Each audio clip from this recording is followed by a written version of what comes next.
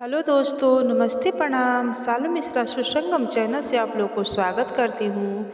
तो आज मैं सुनाऊंगी आप लोग के गणेश चौथी पर गणेश भगवान और शंकर जी के सोहर गीत। तो आप लोग सुनिए और हमारा भी सपोर्ट ज़रूर करिएगा आप लोग। तो आइए अपनी वीडियो को आगे बढ़ाते हैं।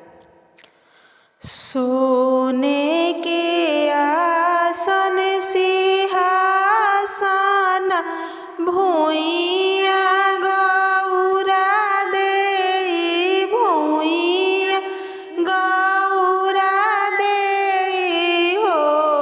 शिवजी हमारा बालकवा के साध बालक हम लेबै, बालक हम लेबै हो।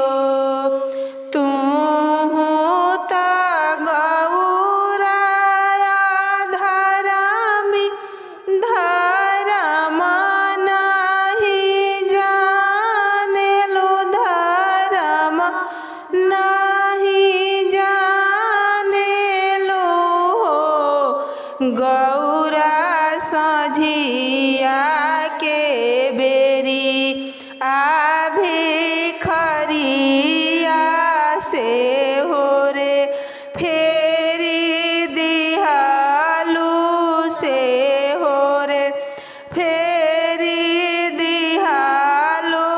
बालक तोहरा ना होइहे, बालक तोहरा ना होइहे हो। चली नए शिवजी काशी ताकाशी नहाएनु हो। शिवजी पूर्वी जनमा केरा पापा से हो रे काटी जाई है, से हो रे काटी जाई है नु हो। नहाई धोआई गौरा खड़ा भैली ओही रे कदम तारा, ओही रे बिरछी तारा हो। शिवजी सपना देखिले अजभूत सपना वा बिराजी सपना वा विचारिनु हो। आवत देखिले गैया तायवारो बछड़वा देखी, अवारो बछड़वा देखी हो।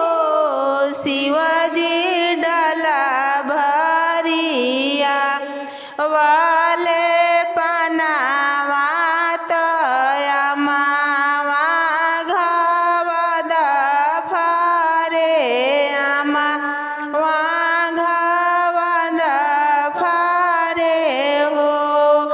गैया